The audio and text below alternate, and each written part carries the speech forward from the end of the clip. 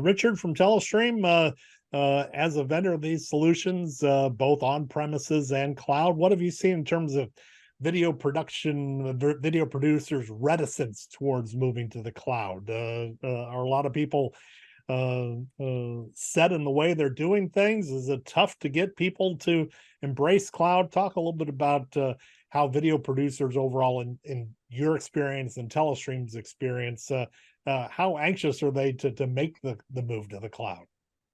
I think it's a mix on a lot of bigger ones. I think to points Loki and Corey made, the scalability factor is very appealing, especially as there is a need and a desire to market more sort of secondary streams. So the extra courts at Wimbledon, in-car cameras for racing events, things like that.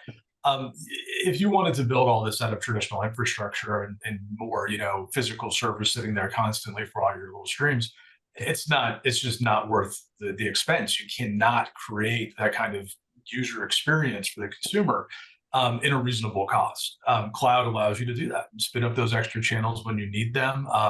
We talk a lot about sort of like capacity as a scaling up, but scaling down is just as important. You build this out for when you need it, but when you don't, it goes away and you're not spending any money on it. You're not maintaining servers. You don't have an IT team worrying about their quarterly updates or anything like that.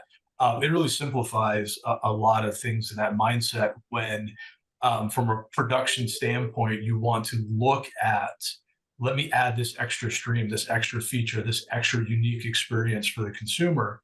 You can do that more freely because cloud sort of has that flexibility.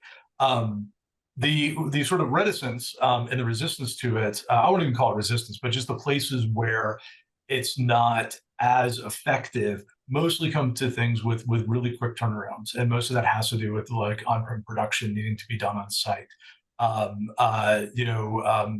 Direct linear records need to happen because you can play them out with a couple minute delay rather than having to do a file process or ship it to some other, virtual headed in the cloud type idea. I think those are the parts where, from production standpoints, we still really see a lot of the traditional workflows are much better. But once that mainstream has been produced and you're ready to build those additional channels and you're ready to get the content out there, and you need to scale it up so that you have, multiple endpoints across the world and you can spin up little substreams sort of on demand. That is where cloud's offering a huge, awakening to be able to offer so much more to the consumer. And I think we see it embraced a lot by, groups like Corey's working with and things like that. And it's making, a much more flexible environment, which allows people to do cooler things for the consumer, makes all of the streaming experience more enjoyable. Yeah, and Waseem, give us some front row experience from your use of cloud workflows. Would you ever go back to on-premises style solutions?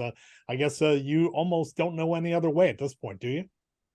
Well, it's comical, right? We're actually looking at creating on-prem solutions in key offices only because we want to look at marrying the convenience factor, right? For the talent. Our use case is very different, where we have to have speed, right? So something Richard was just touching on is being able to spin up an event for whatever reason it is in minutes. And we can do that because of how we're built with a cloud workflow. If you try to do that with an on-premise situation, I mean, scheduling, resourcing, you run into all these challenges, even redundancy, right? To make sure that the talent is ready and you're good to go.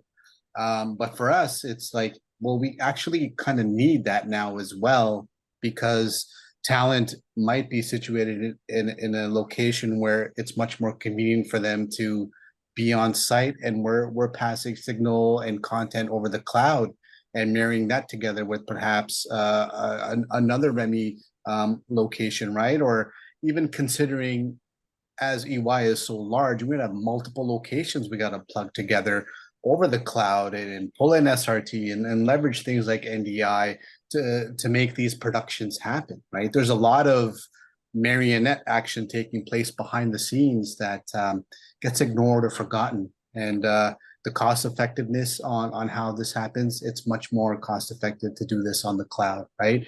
I mean, if we were to bring something to the simplest form, what we're all engaged in right now is a cloud production, right? We were joking about this in the green room earlier.